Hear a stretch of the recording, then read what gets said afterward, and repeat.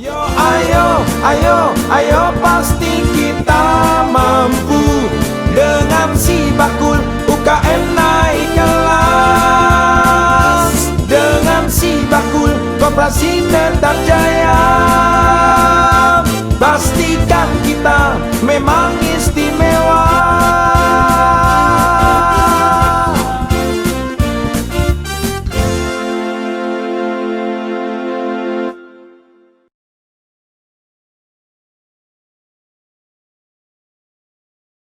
One 106.1 Geronimo The Real Sound of Jogja. Ketemu lagi di Sidilan Sibakul Jajah Desa Milagori, yang pastinya acara ini diselenggarakan oleh Dinas Koperasi dan UKM Daerah Istimewa Yogyakarta, dan tentunya didukung sepenuhnya oleh Dana Keistimewaan Yogyakarta.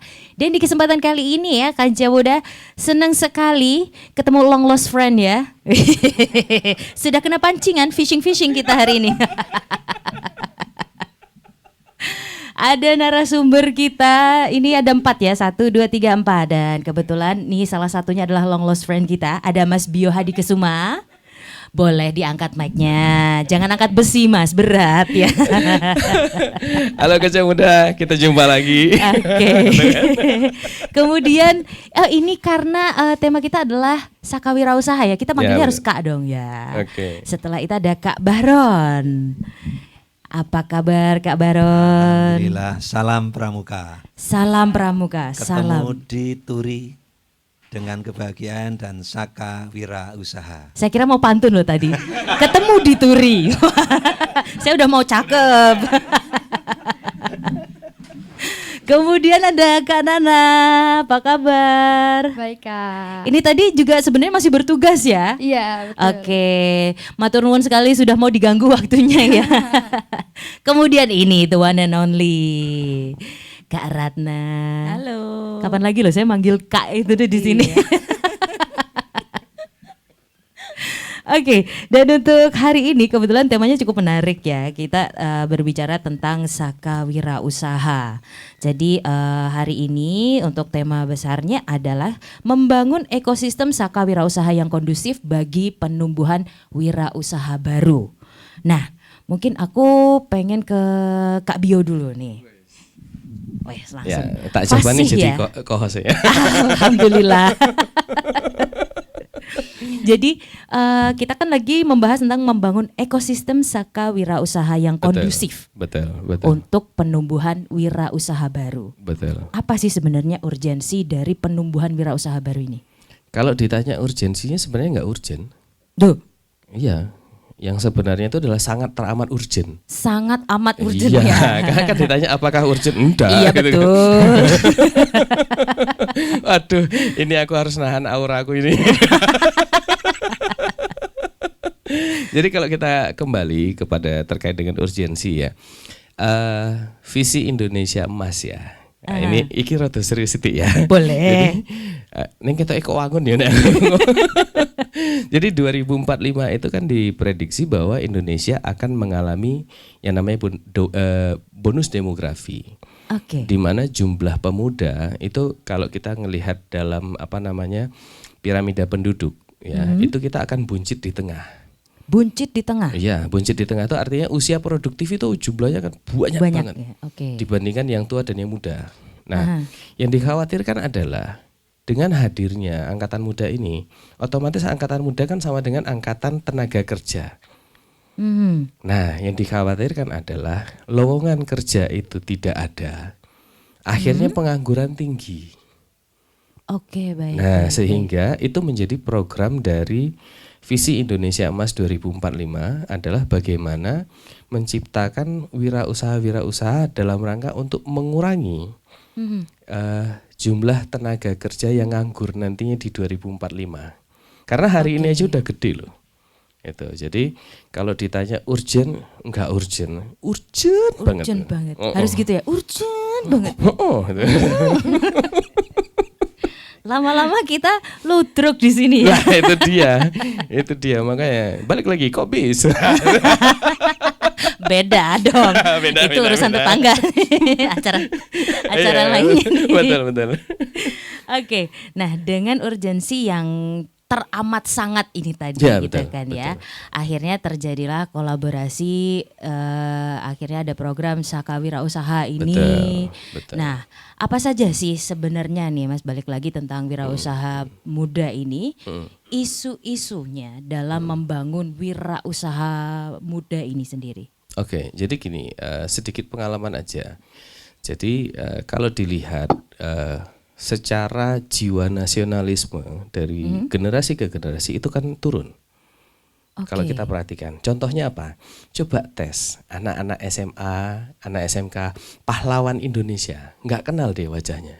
Ini siapa? Bingung. Begitu dilihat kan artis Korea konangan, wih. Iya juga sih. Iya kan?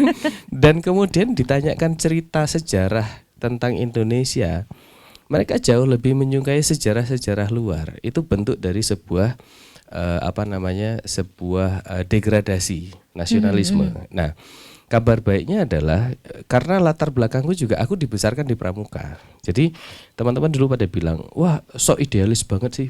Ternyata hari ini itu sangat dibutuhkan. Nah, yang pendekatan melalui Saka Wira Usaha ini sebenarnya bukan hanya pendekatan menciptakan wirausaha, mengembalikan jiwa nasionalisme ini tadi. Baik. Nah, karena hari ini kalau kita lihat ya, berbagai macam penjajahan itu sudah mulai loh. Semua kita nggak sadar ya, karena kebetulan aku kan juga orang di bidang kreatif ya. Ada salah satu film anak-anak. Itu ceritanya adalah melawan sebuah bangsa apa suku ya, bernama Neo-Santara. Jadi kita balik tadi ya. Ada sebuah film animasi yang itu bicara tentang melawan Neo-Santara.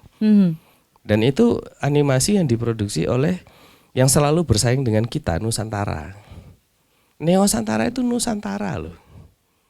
Ya, dan itu banyak banget kalau teman-teman perhatikan beberapa film, kemudian beberapa animasi itu yang mulai melecehkan negara kita. Dan kita malah menyukai karakter itu.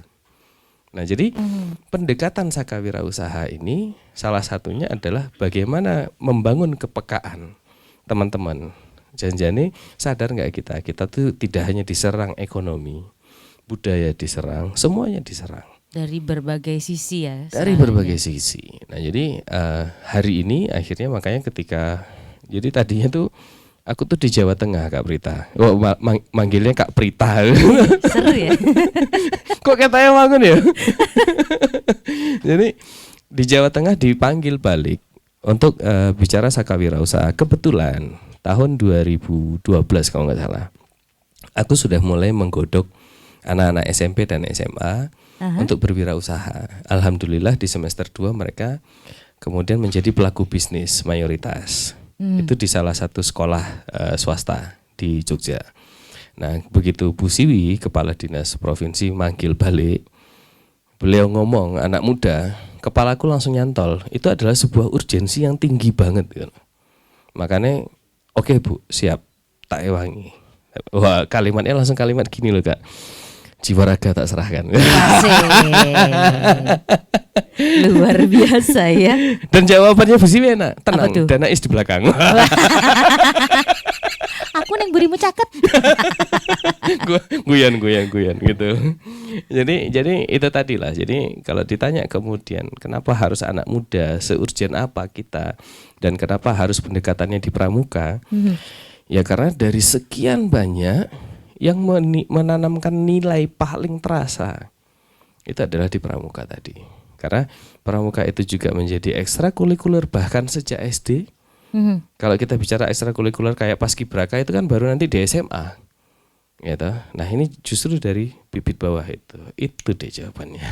Oke, baik. Isu itu ya yang emerging isunya di situ ya. Betul. Oke, baik. Nah, kalau kita ngomongin wirausaha muda, generasi muda ini identik dengan dinamikanya teman-teman milenial masa kini. Betul. Ketika menjalankan program ini sendiri gitu kan ya, itu kira-kira ada problem gak sih yang muncul atau mungkin dari awal sudah diantisipasi ini ntar bakal ada ini nih, aku harus gini nih. Oke, mau jawaban jujur atau jawaban kontekstual? Anas review ya Kak. Kalau jawaban sebagai seseorang yang akademisi, jawabannya oh ya itu biasa kan gitu kan. Kalau kita bicara pada realita faktanya, ternyata benar. Tingkat kemampuan berkomitmen anak-anak muda hari ini itu jauh di bawah zaman kita dulu. Dan tingkat strugglingnya mereka jauh di bawah kita. Bahasaku hari ini tuh, kalau dulu kita ada istilah baby boomers ya Kak ya. Istilah baby boomers. Kalau sekarang tuh bukan baby boomers, mereka baby selamanya. Manja.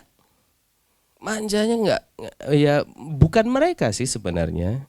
Justru nah ini dia, ada gap ketika waktu isu baby boomers disebarkan.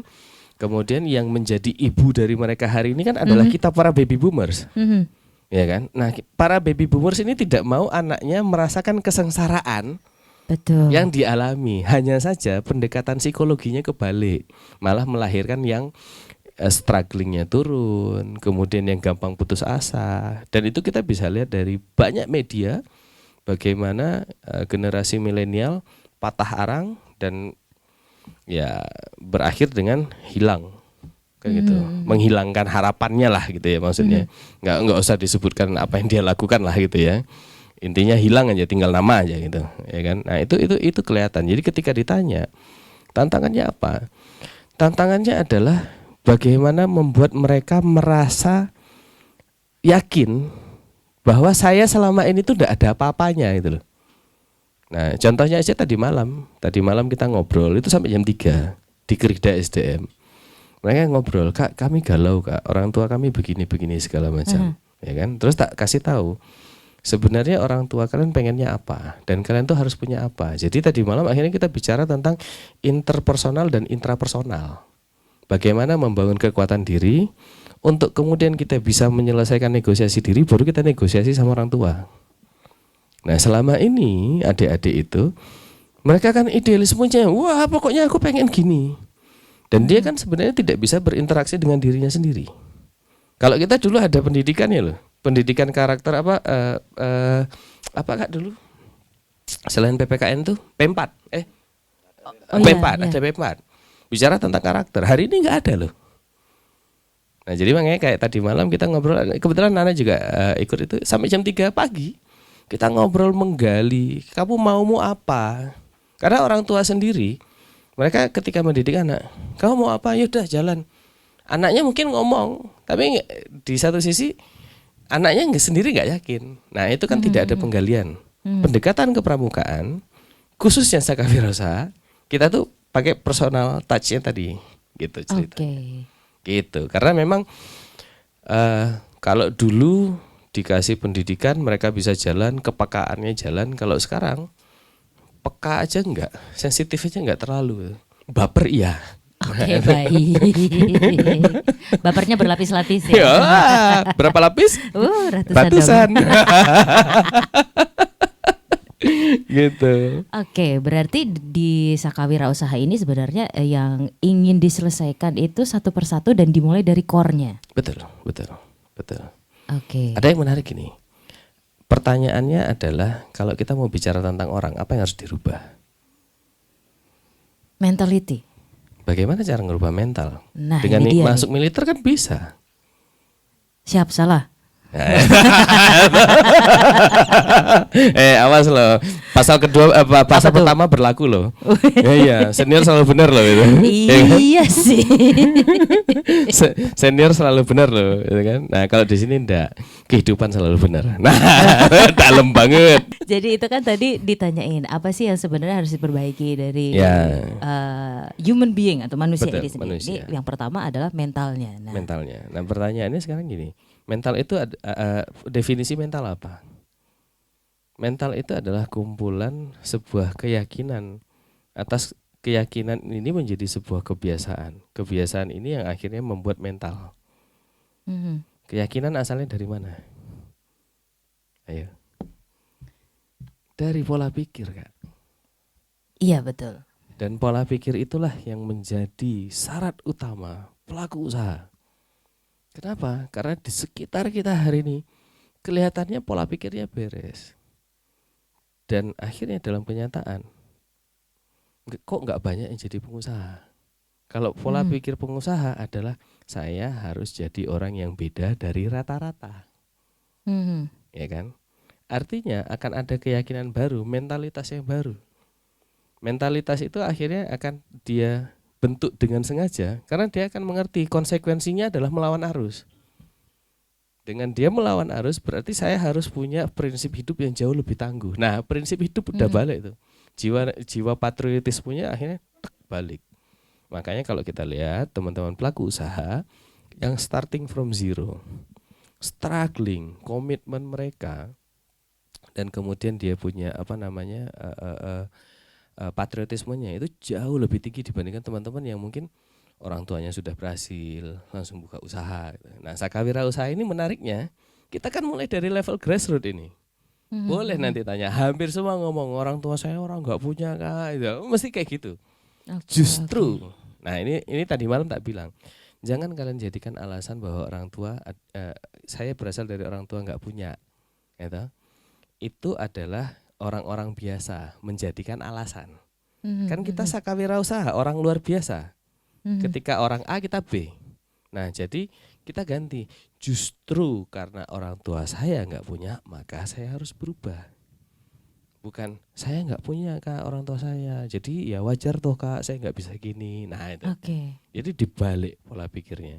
Makanya tadi malam nanti Nana mungkin bisa cerita nanti seperti apa pola pikir diubek-ubek sampai akhirnya satu-satunya kerida yang sampai tadi malam bunyi gedebak. Nah, nanti biarkan Nana yang cerita itu. Sampai akhirnya yang lain astagfirullah gitu. Dan akhirnya tadi malam ya tak pikir-pikir kerida SDM itu menarik, bisa membuat orang ngucap gitu loh. Dapat pahala dong. Betul. Gitu ceritanya. Oke. Jadi cukup menarik juga ya, karena seperti yang Kak Bio bilang tadi, wah orang tuaku tuh bukan dari keluarga yang punya. Itu sebenarnya common problem ya. Ya, Pun dan ketika itu, seseorang mau mulai tuh, wah aku nggak ada modal ya. iya, kan mereka mencari pembenaran bahwa mereka akan gagal. Kan itu pembenaran kan? Reason. That's the reason kenapa aku gagal, karena orang tua aku nggak punya. Reason kan? Betul. Sekarang dibalik dong. Justru karena ada itu, maka jadikan motivasi. Yang satu menjadikan itu reason, yang satu lagi menjadikan itu motivasi. Nah itu beda. Jadi akhirnya cara yang dilihat sama, mensikapinya beda. Nah itulah makanya kenapa saat kita nyusun silabus ya itu lucu banget. Kebetulan ada Kak Yogi namanya. Aku ngirim fotoku betapa stresnya aku nyusun silabus karena ya kebetulan mungkin karena pengalaman di lapangan ya. Ini yang diajarkan apa dulu harusnya. Nah itu yang menarik di situ. Jadi itu salah satu bentuk nyata bahwa Sakawira Usaha salah satu yang kita rubah ya, base yang kita rubah itu adalah masalah SDM, pola pikir. Karena kami percaya, dinas percaya, teman-teman dari kuartir juga kami percaya semua bahwa yang bisa merubah semuanya itu adalah starting dari pola pikir. Kenapa? Jawabannya simpel aja, logika analoginya. Tahu Borobudur? Tahu Sphinx? Iya. Piramid? Dan tahu tembok besar Cina? Apa kesamaannya selain 7 keajaiban dunia? Ayo, kira udah serius sih. Kancang muda pikir ya. Gak usah kancang muda, saya juga mikir sih. Apa kesamaannya? Ayo. Sama-sama apa? Sama-sama dibikin bener. Ya toh? Sama-sama diawali dari sebuah pemikiran kecil. Oke. Dieksekusi bersama-sama, akhirnya menjadilah sebuah masterpiece. Dan dunia Sakawira usaha itu adalah masterpiece setiap orang yang kapasitasnya tergantung dengan isi pikirannya dia. Udah gitu aja. Oke, baik. Jadi kalau isi otaknya sudah benar, dia udah jago jadi driver di kepalanya dia, mau dikasih kendaraan apapun clear. pastikan kita memang istimewa.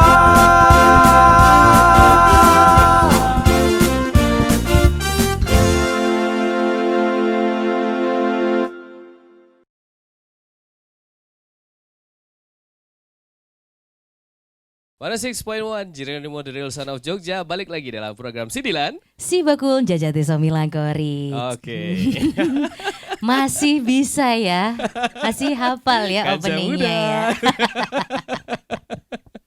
Dan pastinya kita masih di Kampung Pramuka Pulau Bulung, di mana di sini lagi ada Biscamp Inkubasi Bisnis Saka Wirausaha. Betul.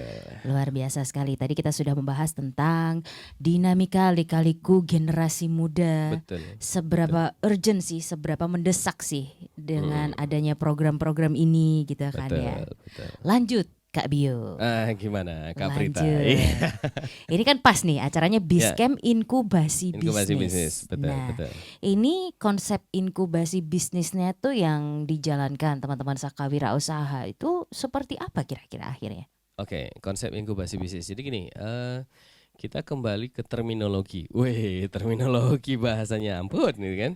Kita kembali ke pemahaman inkubasi bisnis. Inkubasi bisnis itu adalah sebuah cara yang dilakukan untuk meningkatkan motivasi untuk mereka melakukan aktivitas usaha, gitu kan?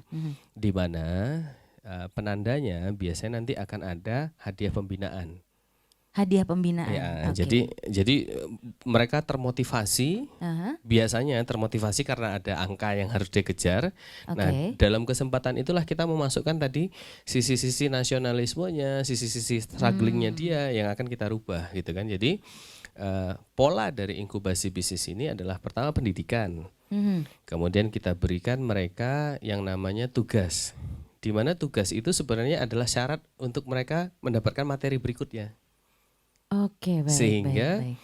mau tidak mau mereka harus menyelesaikan kompetisi yang ada di dalam sebuah inkubasi bisnis. Jadi misalnya nanti Nana bisa cerita, kita kasih target nih ada uang 100 dalam waktu 1 minggu harus jadi sekian. Kalau enggak kita kasih materi yang lain.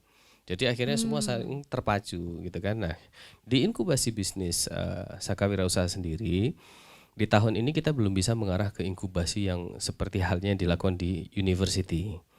Karena memang ini adalah rintisan, ya kan, belum sampai 1 tahun usianya. Jadi goals kami pertama sekali adalah adik-adik ini di inkubasi tahun ini pokoknya bisa jualan dulu aja. Ya, bisa jualan apa aja dulu.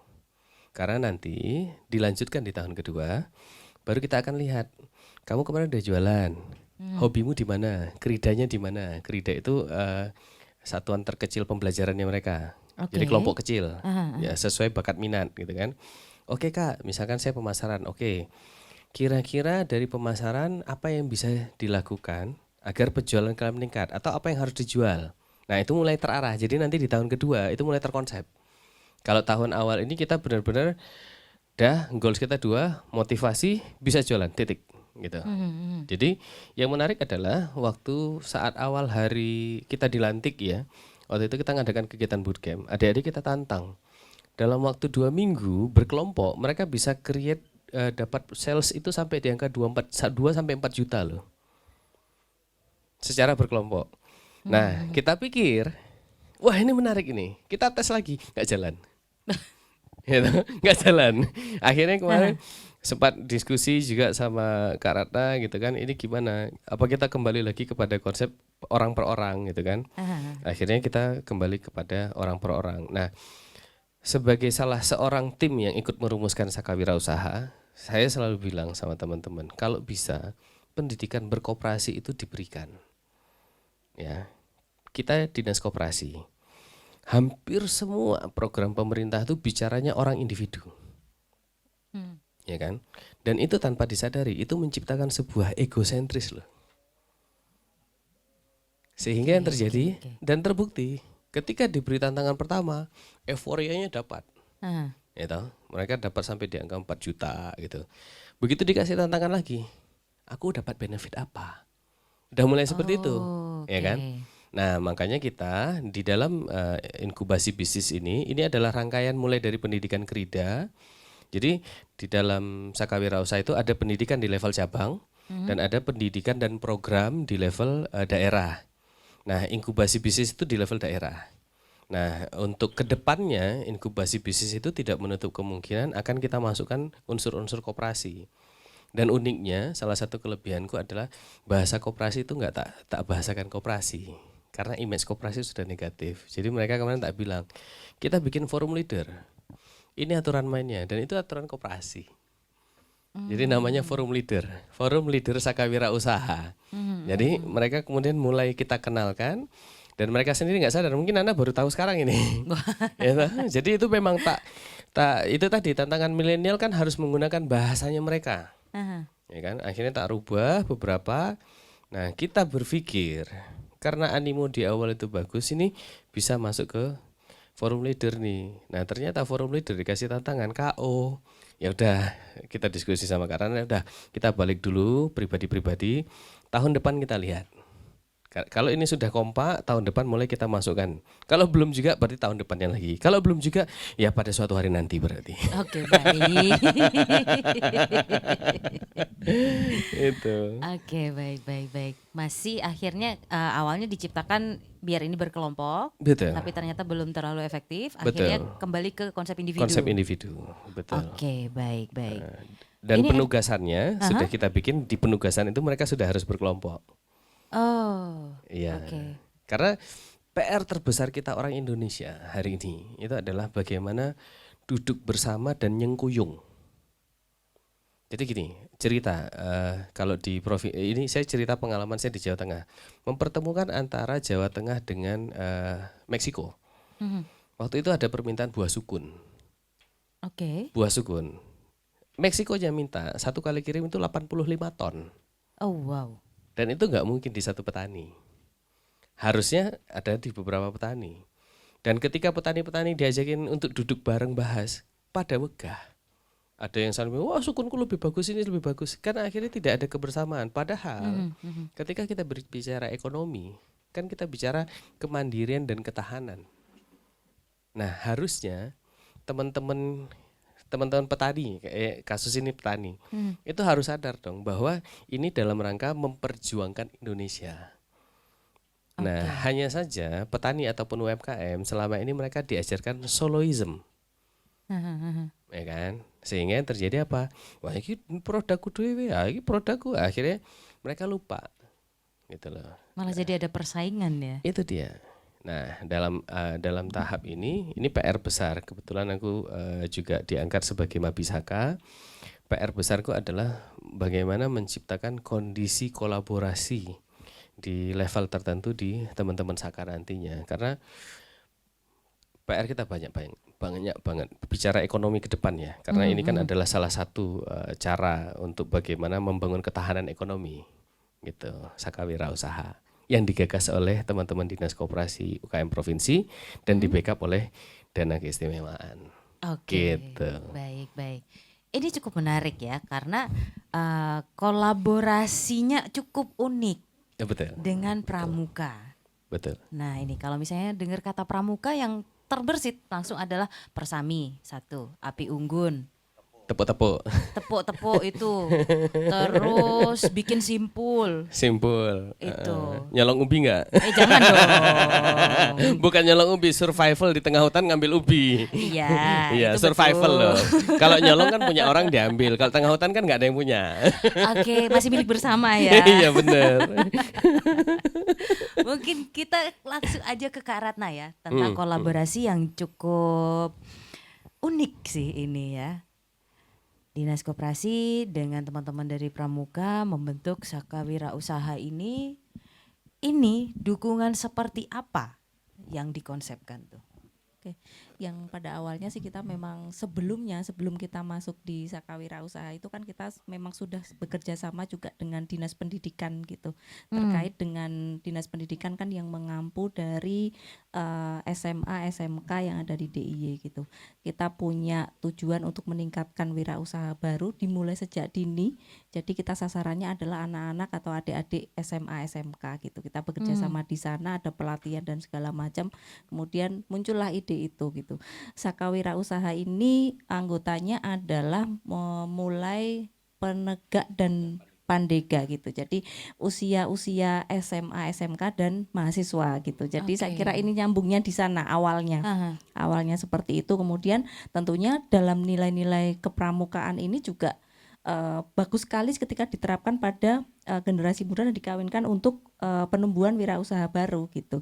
Nanti untuk yang kepramukaan nanti dengan Kak Baron yang lebih paham gitu ya. Tapi intinya kalau dari kami awalnya seperti itu gitu. Kemudian kita berdiskusi dengan Kak Bio, ternyata Kak Bio memang sebelumnya juga latar belakangnya dari pramuka, kan cocok banget nih.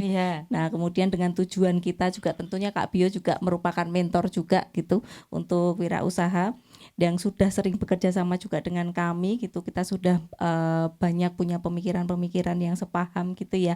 Jadi kita berangkatnya dari sana gitu. Dari awal kita mulai merancang kita ini akan melakukan apa sih di Saka Wirausaha, walaupun di perjalanannya itu banyak permasalahan, banyak tantangan, tapi kita selalu diskusi. Jadi tetap apa ya, dalam merencanakan pelaksanaannya Saka ini kita nggak pakem pada sesuatu apa yang sudah diterapkan di awal, tapi ketika ada permasalahan-permasalahan ya kita fleksibel aja bagaimana caranya kita menyelesaikan gitu. Karena tadi kayak Kak Bio yang udah sampaikan ya, kalau kita mau memberikan insight untuk generasi muda atau anak-anak yang seusia SMA, SMK ya, atau anak mahasiswa gitu ya, kita harus menggunakan bahasa mereka. Nah di situ kita mulai awalnya oh ya kita harus gini. Kalau misalnya memang mereka masih ingin sendiri dulu, belum berkelompok ya nggak masalah gitu. Toh di koperasi ini juga anggotanya juga para UMKM yang mandiri gitu, bukan kelompok. Tapi mereka akhirnya membentuk menjadi sebuah koperasi. Ini nanti akan saya kira dalam bayangan saya ini akan jalan dengan sendirinya, tanpa mungkin dalam tanda kutip tanpa mereka sadari gitu. Dan Kak Bio pun juga tidak pernah mengatakan saya ini akan mengajarkan prinsip koperasi, tidak gitu. Tapi hanya prinsipnya itu dimasukkan di dalam substansi Saka Wirausaha ini gitu. Nah dari awal kita mulainya juga nggak langsung ujuk-ujuk kita langsung jadi kayak gini ya Kak. Pokoknya kita kita beberapa kali ketemu, bahkan ngopinya juga nggak sekali dua kali ya Kak. Berkali-kali kita menyusun rencana, kemudian akhirnya di bulan Juli ini kita 15 Juli kalau nggak salah waktu itu kita melakukan pengukuhan untuk BIM Saka di kabupaten kota gitu. Yang sebelumnya juga sudah kita dahului dengan sosialisasi gitu. Dan yang paling antusias memang pada saat itu Gunung Kidul ya Kak Baron itu.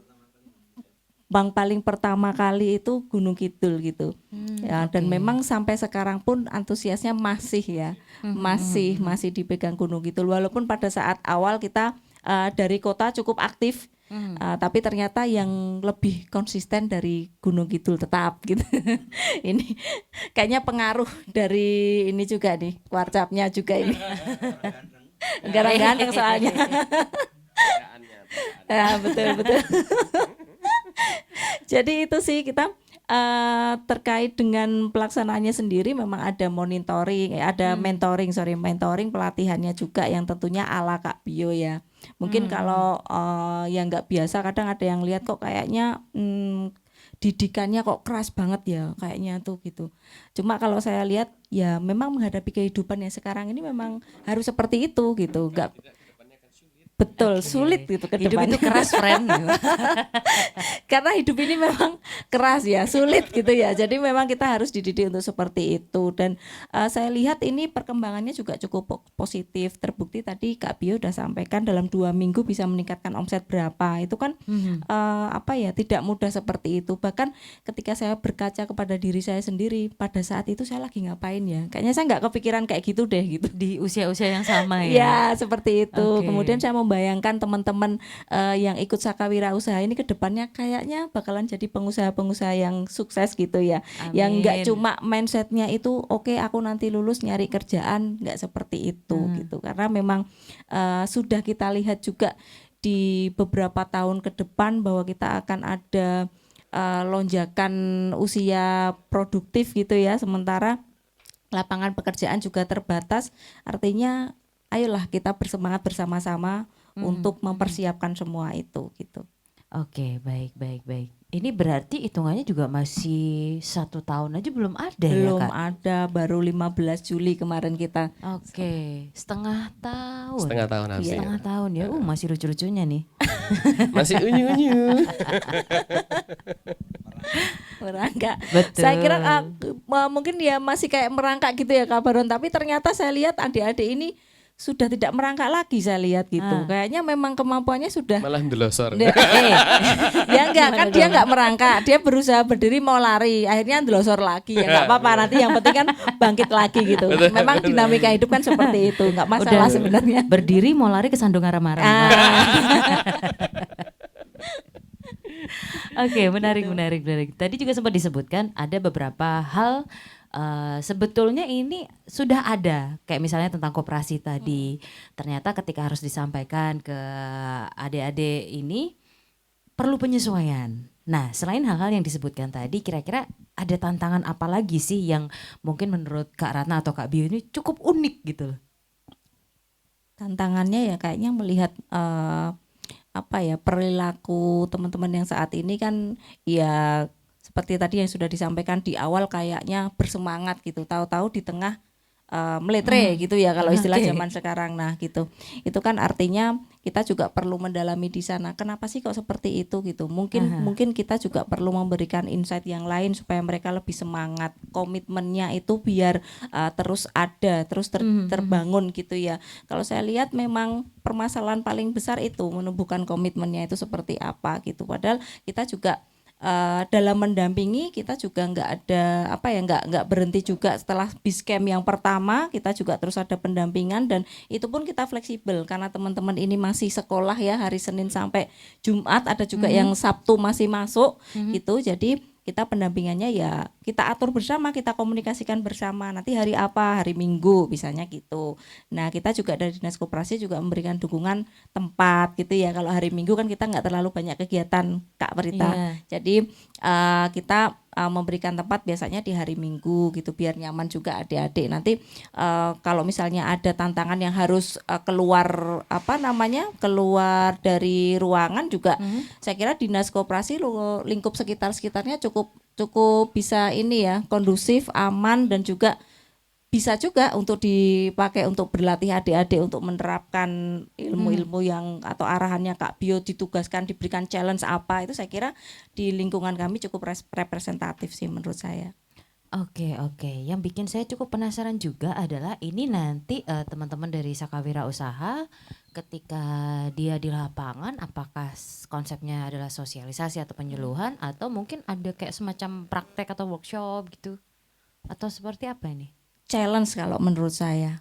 Tapi saya kira memang kalau menurut saya challenge itu memang paling pas sih. Karena kalau sosialisasi workshop kan udah biasa ya. Di sekolah juga udah dikasih pastikan. Ya kan anak-anak pasti udahlah, zaman sekarang nggak kayak zaman dulu orang belajar cuma textbook kemudian dengerin gurunya menerangkan, menulis di papan tulis. Kayaknya media pembelajaran pada saat ini sudah lebih berkembang gitu. Yang kurang itu jelas menurut saya challenge gitu, dan nggak semua orang itu bisa artinya dalam tanda kutip menang challenge gitu. Makanya kita perlu memberikan motivasi di sana. Ini kan nanti teman-teman di akhir ini ya, di akhir mentoring ini kan nanti ada dalam tanda kutip reward ya Kak. Ya, reward, tapi kita juga nggak akan memberikan reward itu secara cuma-cuma gitu. Harus mengajukan proposal terlebih dahulu kepada Kak Bio gitu. Yang layak nggak sih untuk diberikan reward gitu. Ya bukannya kita awal atau apa ya, kita harus tahu nih alirannya ini akan kemana gitu ya, reward yang akan kita berikan gitu. Nah sesuai nggak dengan proses bisnis yang sudah disepakati di awal gitu. Jangan sampai nanti kayak tadi di awal udah menggebu-gebu, presentasinya bagus, jebol di tengah jalan meletre lagi. Nah itu tadi kan kita banyak teman-teman ini saya lihat banyak ke distract gitu. Mungkin dari orang tuanya juga karena kan orang tua itu biasanya mindsetnya kan beda ya dengan anak-anak zaman sekarang gitu ya. Orang tua zaman dulu itu pasti mikirnya wah nanti yang penting sekolah dulu dek, pinter gitu, nilainya bagus untuk modal nyari kerja. Nah sementara situasi sekarang kan sudah tidak seperti itu gitu. Dan adik-adik ini juga alhamdulillah mindsetnya juga kebanyakan udah nggak seperti itu juga, sehingga di sana kan ada tantangan clash dengan orang tuanya. Kita juga perlu memberikan masukan kepada adik-adik untuk apa ya, kalau bisa ditunjukkan gitu ya, kita nggak ngajarin buat ngelawan orang tuanya ya. Jangan sampai nanti dikasih masukan dikiranya kita mau apa namanya, iya kayak gitu kan nggak boleh. Jadi kan itu termasuk tantangan juga gitu, bagaimana treatment supaya kita bisa jalan bareng gitu. Nah mungkin seperti itu sih. Oke, baik. Agak panjang ya Ini tugas-tugasnya ya. masih panjang Ini banget. PR-nya masih panjang banget. Panjang banget. Saya dengan Kak Bio itu nggak berhentinya untuk berkomunikasi kalau ada apa ya kendala di lapangan ya Kak ya. Ini Kadang harus kita gimana. komunikasinya pakai batin malah. Kok agak serem ya? Oke. Ada satu kata kunci adalah challenge. Ini Challenge. mungkin bisa dikasih tahu ke kanca muda juga mungkin ya. Salah satu bentuk challenge-nya. Salah satu bentuk challenge-nya itu tadi. Jadi jadi kemarin nih nanti Nana yang cerita ya. Waktu di bootcamp kita kasih mereka, jadi waktu itu mereka kan dapat uang transport. Oke. Dapat uang transport. Lalu kita bilang, uang transport kalian nggak boleh dibawa pulang. Lo gimana Kak? Dikumpulkan. Habis itu kita bagi rata per kelompok. Dah, itu modal kalian. Tanpa ilmu bisnis, kita cuma bilang 2 minggu silahkan cari apapun caranya agar duit ini kemudian jadi 2 juta minimal. Oke. Jadi dari 700.000 ya Nana ya, 700.000 ya. 500 ya, 500.000 malah. 500.000 pakai ilmu MBPC, mbuh piye carane. Ya toh? Jangan-jangan kedukun lagi. Digandain uangnya. Ya kan? Dan akhirnya kemudian mereka melakukan semua hal sampai akhirnya kena. Itu salah satu bentuk challenge-nya. Nah, challenge seperti itu yang tadi tak bilang bahwa itu dalam rangka meningkatkan nilai kompetisinya mereka, berkompetisi dengan diri sendiri. Ketika dirinya bilang, aduh enak tidur, wah ada challenge nih gitu. Jadi akhirnya kayak uang pembinaan juga. Ini sedikit tadi karena membahas soal uang pembinaan gitu ya. Nah, saya ngelihat gini, ternyata salah satu yang membuat kenapa entrepreneurs di Indonesia itu kemudian mereka melempem, karena mereka berorientasi ikut sebuah program untuk hadiah pembinaan. Iya kan? Sehingga dapat hadiah pembinaan, bubar. Nanti ada lagi, nongol lagi. Oh ini tak balik. Saya bilang, ini tidak untuk perorangan. Ini untuk grup per kuarcap. Jadi besar sedikitnya tergantung kalian semua yang ada di dalam kuarcap itu untuk bertarung bersama-sama. Nah, dan kalaupun nanti sudah dapat, ntar dulu harus ada proposal tadi. Setiap orang harus ngomong, Kak, kami kuarcap mau melakukan ini. Nanti kita sebagai pembina bilang, oke, tak kasih duit segitu, balik berapa? Jadi mau tidak mau, akhirnya kemampuan analisa berpikirnya terolah dengan permainan yang kita bikin. Gitu. Kebayang nggak sih, yang namanya hadiah itu kan haknya mereka. Iya. Nah sekarang pertanyaannya adalah, anak SMA dikasih hadiah 15 juta, apa mentalnya siap? Maka kita bagikan 15 juta akan menjadi modal bagi saka-saka yang ada, pangkalan yang ada ya. Kalau kalian di dalamnya sepakat untuk menjadi pemenang, silahkan bersaing. Nah akhirnya masing-masing itu kayak Gunung Kidul itu yang aktif 3, Sleman yang aktif ada 8 atau berapa orang gitu kan. Nah yang Sleman jumlah kontributornya banyak, speed untuk menghasilkannya sedikit. Sedangkan Gunung Kidul kontributornya cuma 3, speednya gede. Nah itu kan menjadi sebuah tolak ukur juga sejauh apa strugglingnya mereka. Jadi karena kita adalah pelaku usaha pasti akan indikatornya adalah attitude gitu loh. Attitude, strugglingnya mereka, spiritnya, motivasinya, segala macam. Nah itu yang menjadi soul dari Saka Wirausaha. Oke. Menarik sih ya. Iya karena ada talinya. Oke betul. Iya. Gak salah sih. Iya. Nggak bakal tertarik kalau nggak ada tali ya. Yo. Betul, iya. Sulit gak sih? Sebelum aku cerita soal tantangan ini, aku pengen cerita dulu yang tadi malam. Oh boleh. Yang Boleh. boleh. Itu membuat aku sampai sekarang jadi kalau mau ngomong lihat-lihat Kak Bio dulu nih. Karena begini, Kak Bio itu telinganya sensitif dengan kata tidak. Tapi. Tapi. Tapi. Sorry. dari kata tapi, karena kata tapi itu menunjukkan alasan. Aku mau mandi tapi aku males, kan alasan jadinya. Nah, Oke. kemarin semalam itu Kak Bio minta kami untuk cerita. Kami udah ngapain aja, terus goalsnya mau apa, Aha. kendalanya apa gitu. Tanpa menyebutkan kata tapi. Iya, Wah. tanganku udah mulai gini. Ayo. Ini Nah. kamu lagi cerita loh. Ini saya udah mulai merinding ini. Jangan-jangan nanti. Pokoknya setiap kami mengucapkan kata tapi, itu pasti ada satu barang yang siap di buk gitu.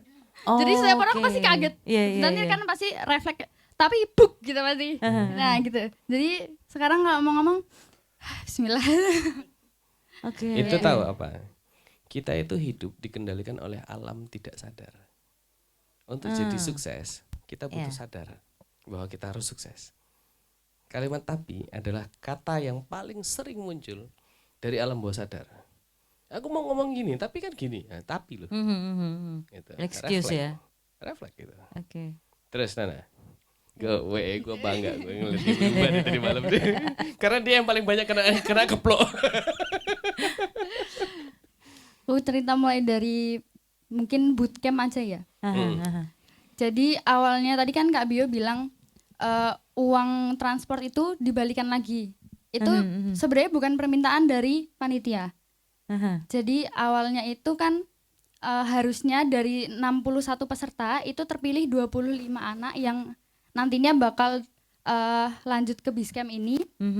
Terus dapat uang pembinaan yang 47,5 juta kalau nggak salah. Nah, tadinya gitu. Terus setelah kita bincang-bincang di situ, sebagian dari kami tuh hampir semuanya malah itu nggak setuju. Kak, masa cuma 25 anak padahal kita 61 orang di sini belajar bareng. Kami maunya kami tuh berkembang bareng gitu.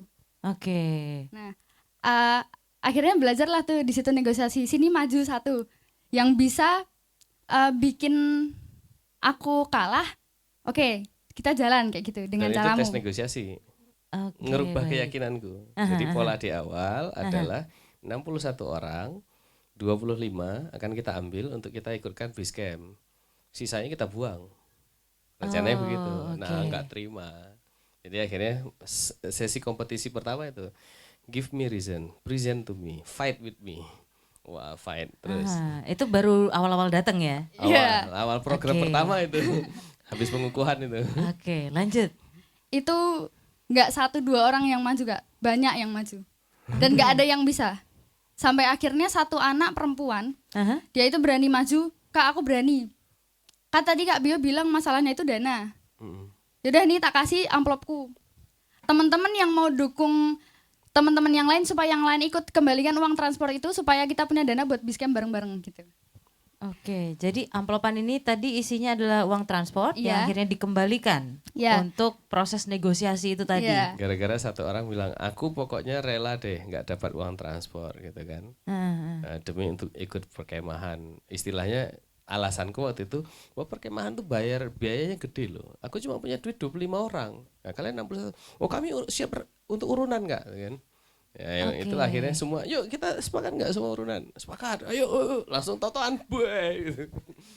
Ya, akhirnya terkumpul uang itu, terus Kak Bio setuju. Ya udah, uang ini sekarang akan dibagi ke 6 kelompok, yang totalnya tuh satu kelompok sekitar 500.000 dan satu kelompok itu isinya kalau nggak salah 19 orangan. Jadi di situ dalam 2 minggu kalian harus ngumpulin ini minimal 2 juta. Kalau nggak sampai 2 juta, nggak lolos Biscamp. Jadi nggak akan Nggak akan ada ikut ke kemungkinan buat perkemahan. dapat itu uangnya itu tadi. Nah, Oke. Nah dari situ kan udah dibalikin ke kelompok tuh, Kak. Aku yang awalnya mau bisnis kok malu, kayak aduh aku harus mulai dari mana, aku malu nih sama teman-teman kan gitu. Terus aku akhirnya mikir, ini uang udah dititipin ke aku, kalau aku nggak jalan mulai gerak dari sekarang mau kapan lagi kan. Akhirnya di situ aku mulailah paksa, yuk gerak. Akhirnya aku mulai gerak, aku di situ reseller keripik tempe ke guru-guru di sekolah. Alhamdulillah sampai target, bahkan 3 kali lipat. Wow. Nah, di situ aku baru mulai belajar jualan. Seru. Seru. Oke. Jangan cuma Tegang serunya nih, di Jok. sini doang. Karena awalnya mikir bener-bener nih Kak sampai aduh Ti aku harus jualan apa ya? Aku harus jualan apa ya gitu. Oke. Dan itu enaknya karena kalau orang bilang tuh disengkuyung bareng, dikerjakan bersama-sama ya. Bareng, betul. Oke, baik. Itu adalah pengalaman Anas review ya Kak ya. Oh iya. Oke. Kalau aku mah nggak ada gimmick kok. Yang ada cuma emosi. Waduh. Sebelum kita ngobrolin lebih dalam lagi soal Saka Wirausaha ini, ada baiknya kita nih ngobrol langsung nih sama Kak Baron. Empunya nih. Iya. Salah satu suhu ini. Betul, karena ini mungkin ada beberapa istilah yang mungkin buat kanca muda masih cukup baru didengar atau Betul. baru banget di telinga gitu kan ya. Kayak mungkin tentang Saka Wirausaha ini sendiri. Betul. Saka itu tuh apa? Betul. Terus kemudian ada beberapa istilah tadi mabi. Mabi, ada Itu Grida, apa? betul. Markas biesar atau gimana tuh? Enggak, markasnya bio. Enggak dong. Dan juga istilah-istilah lain. Monggo Kak Baron. Baik, kakak-kakak dan para pendengar Kanca muda. kanca muda di Jirunimu. Iya.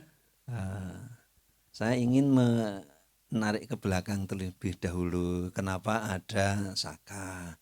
Kenapa ada challenge? Kenapa ada berbagai macam kegiatan untuk anak-anak muda melalui satuan karya?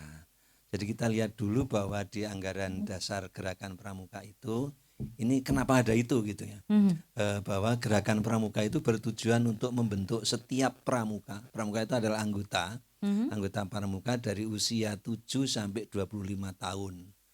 Oke. Jadi anggota pramuka itu tidak dibatasi kelas dan sekolah di mana, tapi pada usia. Nah, kalau yang ini yang mengikuti sini adalah penegak pandega, dari mereka usia 16 sampai 25 tahun. Gitu ya. Nah, anggota-anggota itu kan semuanya kan anggota muda.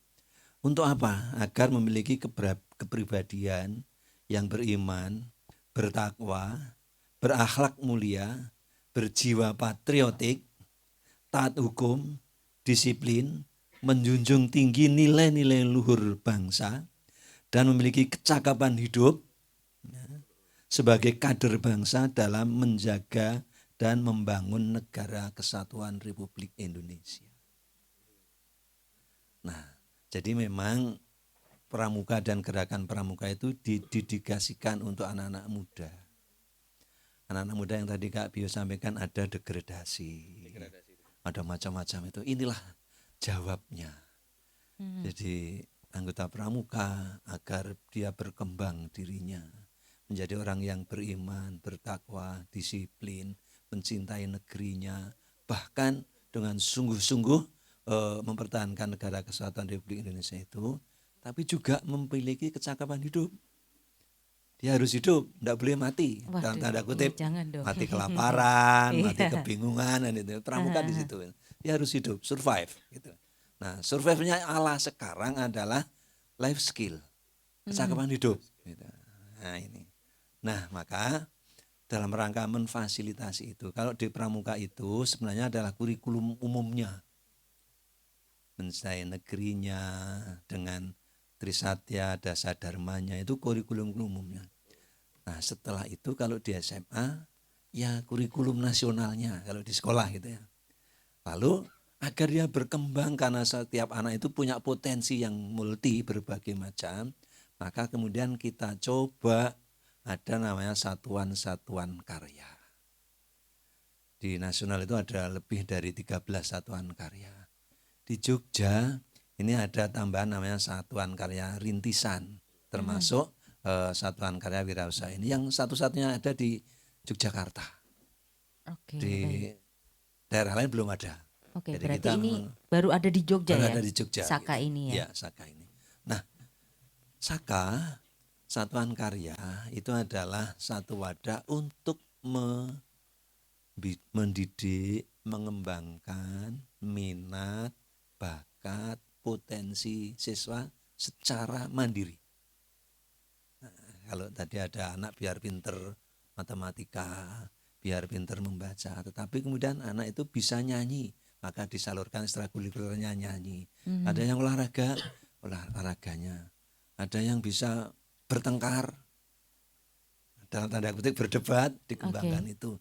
Nyatanya kan nyanyi bisa menjadi kehidupan, bertengkar pun, berdebat pun bisa menjadi kehidupan, kan gitu, dan lain sebagainya. Inilah fungsi satuan karya, mencintai dirinya, tapi dia harus punya life skill, punya keterampilan hidup, biar dia tetap akhirnya bisa menghidupi dirinya sendiri, syukur bisa menghidupi orang lain. Ini bukti dari cinta tanah air. Kita harus mencintai dirinya, mencintai orang lain, dan baru tanah airnya. Itu.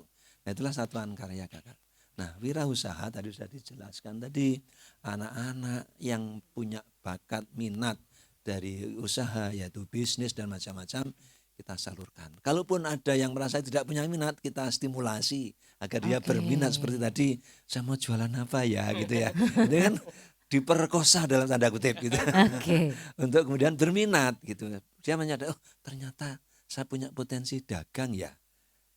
Itulah Saka, Kakak. Jadi pramuka yang punya garis besar itu untuk kata kuncinya adalah mengantarkan kaum muda Indonesia untuk menuju kehidupan yang lebih baik. Nah, baik. Nah, kemudian cara mengantarkannya sesuai dengan potensi anak-anak masing-masing, sesuai dengan potensinya masing-masing. Nah, sehingga seluruh elemen bergerak, dinas pariwisata dengan Saka pariwisata, kesehatan dengan bakti wisata, teman-teman TNI dengan Saka Wirakartika, bapak-bapak polisi dengan Saka Bayangkara dan seterusnya. Nah, yang nanti pada tanggal 16 sampai 19 masing-masing Saka itu kan diketemukan di Warda, namanya Peran Saka, perkemahan antar Saka. Jadi mereka akan unjuk keterampilan dalam rangka untuk hidup gitu ya. Itu kemudian akan kita samakan di situ, akan kita lihat seperti apa kerida-keridanya, akan kita lihat seperti apa kiprah mereka untuk membuktikan bahwa saya urip, saya hidup dengan keterampilan saya gitu. Baik. Ini jiwa pramuka seperti itu, Kakak. Ya, urip dan nguripi gitu. Cakep banget. Kalau saya ceritakan ini 5 JPL nggak akan habis gitu. Tuh gojekan yang Kak Baron kan. Aku baru mau bilang, wah enak ya jadi Kak Baron. Wise banget. Ternyata iseng gojekan ya. Seru tau. Itulah oke-nya pramuka. Ya. Itu. Jadi buat kancah muda sekalian, itulah serunya Saka Wirausaha gitu. Baik. Tapi ngomong-ngomong kayak Nana ini sendiri, memang dia voluntarily ikut atau memang ada seleksi tersendiri dari sekolah gitu, Kak? Ya, jadi nanti biar Nana yang bisa sampaikan. Jadi kami bekerja sama dengan Kuarda bersama dengan Dinas Perindustrian dan Koperasi mengumumkan kepada halayak, kepada para anggota perombakan, siapa yang berminat untuk menjadi anggota Saka. Siapa yang berminat untuk belajar tentang wirausaha, kan gitu. Diumumkan secara terbuka. Kemudian mereka daftar. Jadi di sini di pramuka itu tidak ada yang kamu ke sana, enggak ada. Jadi atas minatnya masing-masing kemudian dia mendaftar. Baru diseleksi. Ketemulah yang 60 akhirnya bandingan dengan 500.000 tadi gitu ya. Ini satu. Jadi mereka kita berikan saja semacam rambu-rambu, besok akan seperti ini. Yang minat maka kemudian daftar. Di Saka-Saka yang lain juga seperti itu, tidak ada penugasan dari pembina, tidak ada penugasan dari guru, tapi siapa yang berminat. Gitu. Jadi datang dari dirinya sendiri, inisiatifnya sendiri ya. Iya. Gitu. Baik. Dan untuk kegiatan ini sendiri, Saka Wirausaha dari Kuarcap sendiri, dukungannya seperti apa sih, Kak? Baik, Kuartir Cabang itu adalah sebuah wadah yang secara legal formal untuk mewadahi satuan karya tersebut. Nah, dukungan pertama adalah secara organisasi mengesahkan dan membentuk satuan karya. Jadi satuan karya itu yang membentuk itu adalah kuartir. Di tingkat provinsi kuartir daerah. Di tingkat kabupaten kuartir cabang. Alhamdulillah mungkin agak apa ya, agak menonjolkan sedikit Gunung Kidul begitu ada tawaran, yuk ada Saka Wirausaha, saya bilang. Gunung Kidul pelantikan pertama, saya bilang gitu. Oke. Sendiri kan gimana mau dilantik bareng-bareng di Wardah, enggak, Gunung Kidul pelantikan sendiri dan harus yang pertama gitu. Maksud saya apa? Maksud kami itu karena Gunung Kidul itu kan daerah tertentu yang dalam tanda kutip sedang satu mengolah sumber daya alam yang ada. Yang kedua menyiapkan sumber daya manusianya yang cakap minimal tingkat menengah. Nah, sehingga SMK yang sedang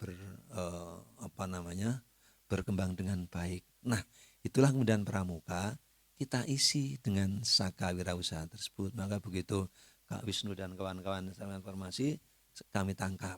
Kami kerjasama juga koordinasi dengan Dinas Perindustrian di Gunung Kidul dan siap akhirnya kita sepakat untuk dikukuhkan tersebut. Nah, dukungan kami adalah fasilitasi agar wadah ini terbentuk, kemudian SK kita keluarkan, termasuk nanti pada peran Saka kakak, ini kan nun sewu teman-teman di OPD itu kan selalu mengatakan kami sudah terlanjur diketok anggarannya, nggak ada anggaran lagi kan gitu. Nah, terus gimana?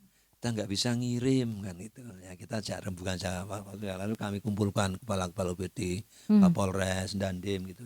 Ini gini, anaknya ada. Gitu ya, anaknya siap berangkat.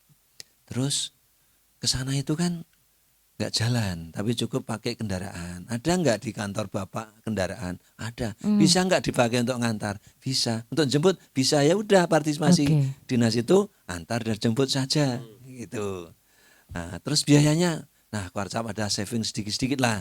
Kita yang bayari camp fee-nya 150. Kami siapkan 160 peserta, yang terdaftar ini 132 peserta. Gunung Kidul terbanyak loh ini nanti di peran Saka itu. Kita siapkan itu.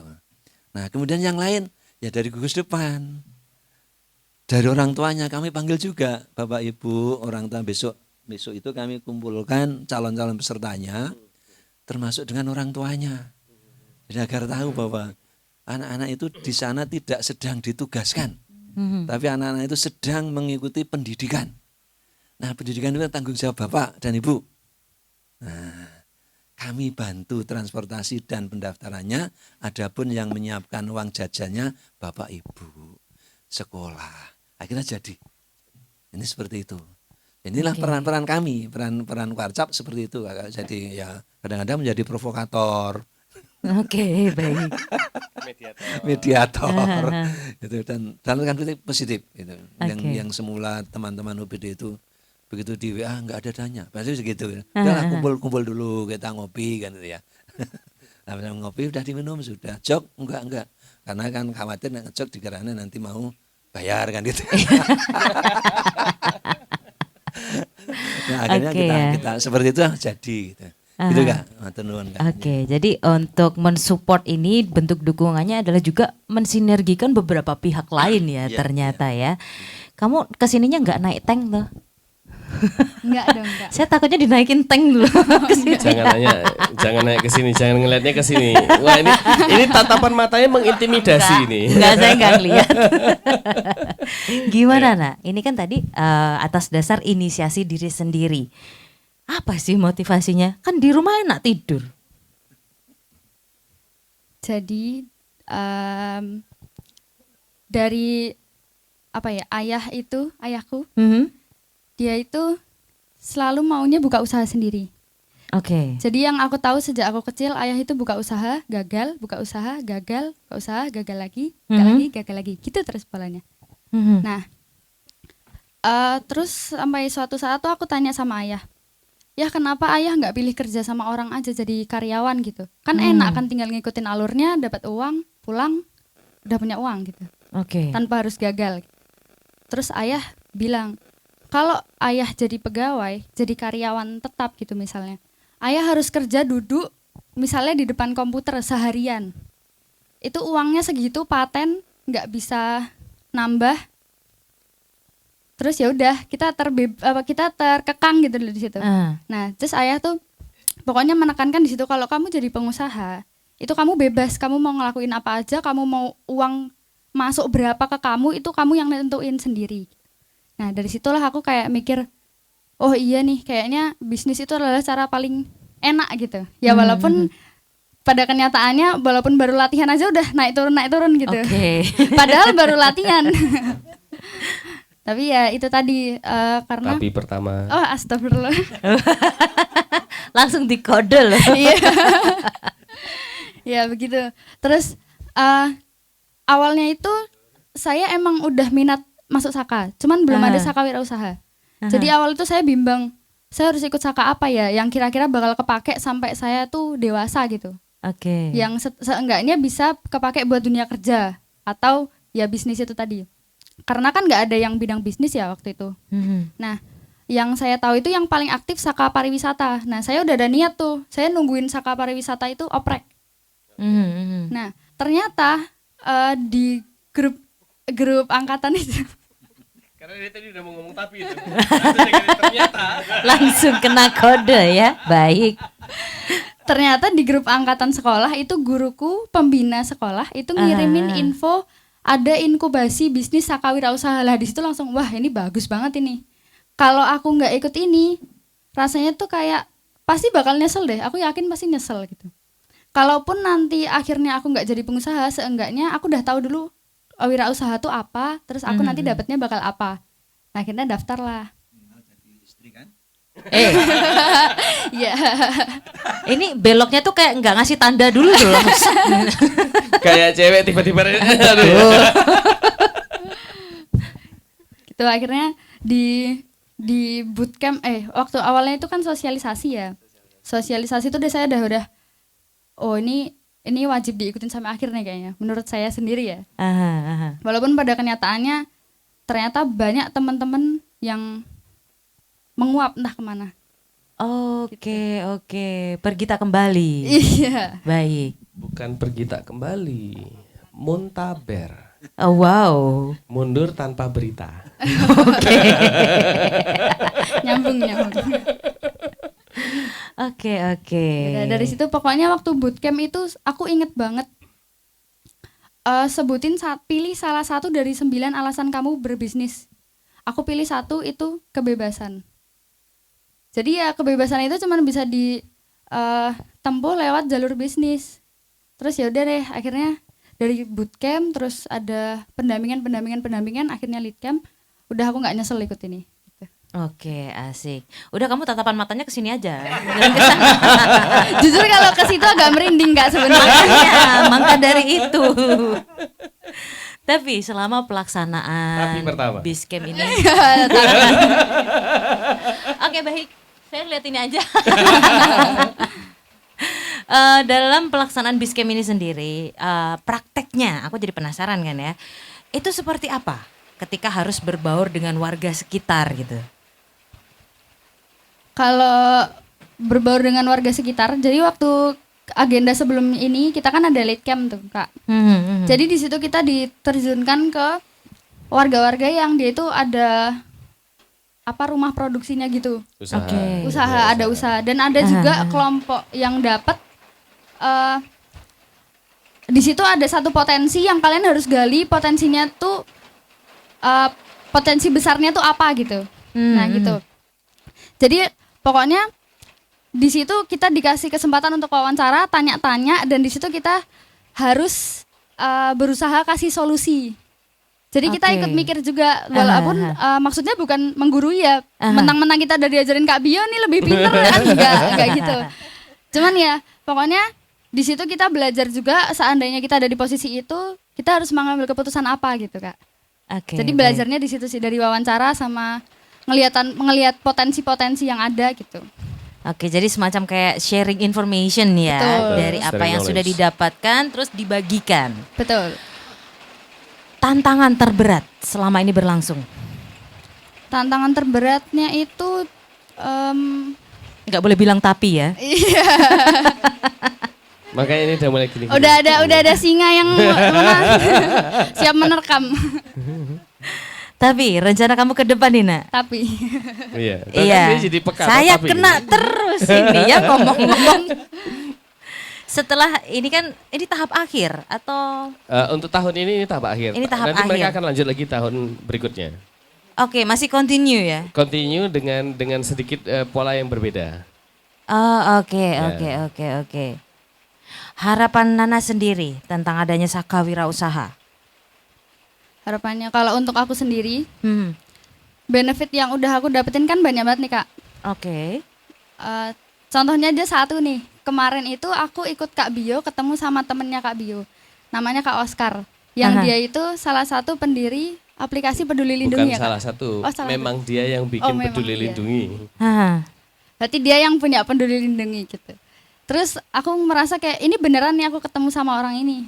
Orang hebat lain selain Kak Bio dan teman-teman gitu. Oke. Dan Oscar Terus- datang pakai mobil senilai Setengah M. Saya Oke. kayak itu beli mobil kayaknya enteng banget ya dibawa ke mobil situ. 2 cabin. Oh, setengah M. Setengah M. Secondnya Secondnya. setengah. Oke. Pokoknya di situ kan saya udah dapat link nih, nggak cuma di situ bahkan saya tuh ditawarin sama Kak Bio buat magang di kantor Jogja Business Lab. Mungkin Kak Bio yang oke. bakal bisa jelasin lebih rinci Jogja Business Lab tuh apa? Karena Jogja Business Lab itu kan anak perusahaannya Kak Bio ya. Oke. Tuh, jadi di situ katanya Kak Bio itu mau merekrut mahasiswa-mahasiswa untuk magang di situ ya Kak. Nah di situ kan benefitnya banyak banget tuh. Jadi aku kayak nggak mau lepas deh dari bidang ini kayaknya gitu. Terus harapannya buat teman-teman yang lain, terutama yang udah mulai menghilang-menghilang, semoga cepat sadar. Maksudnya jalan Keren, jalan yang keren. paling aku bukan merasa paling bener ya, tapi kayak jalan yang paling enak tuh jalan ini loh, daripada Oke. harus misalnya kerja jadi pegawai dari jam 7 sampai jam maghrib, itu pun kalau nggak lembur kan, lembur itu gajinya segitu-segitu aja kan Oke, gitu. Ayo oke. dong, ini tuh bisnis tuh enak loh jalannya gitu. Ya kamu lihat senyumnya Kak Prita dong. Pas kamu bilang lembur cuma segitu-segitu aja.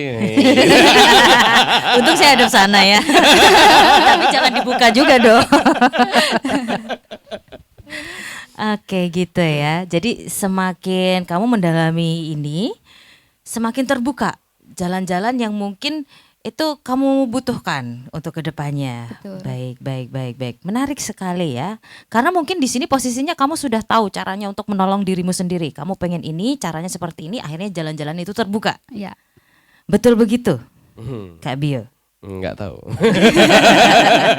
Kadang kan kalau misalnya kita mau nolong orang lain tapi si orang yang mau ditolong nggak tahu gimana cara menolong dirinya sendiri, Iya. bingung kan ya? Akhirnya kan kita kembali lagi. Tadi statementnya adalah kita hidup alam bawah sadar ya. Nah, yang dibutuhkan adalah kesadaran. Nah, jadi tugasku sebagai mabi dan sekaligus pengampu dari inkubasi bisnis menangkap anak-anak yang mulai punya kesadaran dan tak fasilitasi. Jadi memang dari dulu di perusahaanku kita selalu merekrut anak-anak muda. Jadi nanti suatu hari misal ketemu dengan orang, oh aku dulu anaknya Bio misalnya gitu kan. Ya karena memang dari dulu tuh programnya kami adalah biar mereka magang itu kan jadi laboratoriumnya toh. Jadi laboratoriumnya dan sambil dia kerja sambil tak cekoi. Oke. Dan kalau anak magang di tempatku biasanya aku bilang atau part time ya, Aha. hanya boleh 2 tahun. Karena 2 tahun habis itu kamu harus menjadi mitraku. Oh, oke baik. Gitu. Jadi nggak boleh lama-lama jadi timku gitu loh. Habis itu kita bermitra. Makanya akhirnya kenapa lahir banyak teman-teman. Nah, orang-orang ini yang akhirnya membackup Bio itu banyak musuh gitu loh.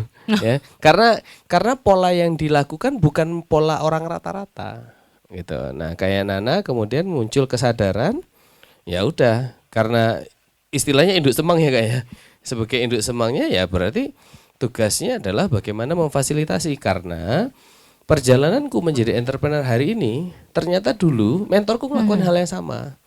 Karena Bio yang dulu punya kesadaran, punya ini dan segala macam, dibukakan banyak akses. Ya kan? Nah, disitulah nanti tantangan PR selanjutnya. Kamu sudah komitmen dengan Bio, sekarang bisa nggak kamu menjaga nama Bio untuk berkomitmen dengan orang lain? Nah, disitulah membangun sebuah trust dan integrity namanya. Itu sebuah pembelajaran yang tidak ya secara teori trust adalah ini, integritas ini ya, kita prakteknya itu. Jadi makanya tak bilang ini laboratoriumnya. Oke, Gitu. baik. Nah, terakhir nih, aku langsung ngajak ke Kak Ratna. Di mana ada kegiatan, di situ kan pasti ada tujuannya nih. Nah, untuk program ini sendiri, indikator kesuksesannya seperti apa nih? Tentunya dukungan untuk pencapaian indikator kinerja Dinas Koperasi dalam hal penumbuhan wirausaha baru. Karena kan wirausaha ini kan berada di level-level yang berbeda. Betul, gitu ya. betul. Banyak levelnya. Kalau dari teman-teman ini kan memang wirausaha yang memang kita bentuk dari sejak dini gitu ya. Jadi harapannya ini akan mendukung kami untuk ketercapaian itu gitu, dan memang ini juga merupakan arahan dari pemerintah pusat juga gitu. Memang kita sedang mendorong untuk penumbuhan persentase wirausaha baru seperti itu. Oke, derek pusat lah ya. Derek arahan Dari pusat. pusat. Indikatornya indikator pusat. Iya, Oke, itu kan baik. juga ada alasannya juga ya Kak Ya, Bio ya. betul. Tadi memang kita sudah meramalkan ke depannya bahwa kondisi dari demografi Indonesia ini kan nanti akan seperti Akan itu. Jadi seperti memang itu. kita harus mempersiapkan itu dari awal gitu.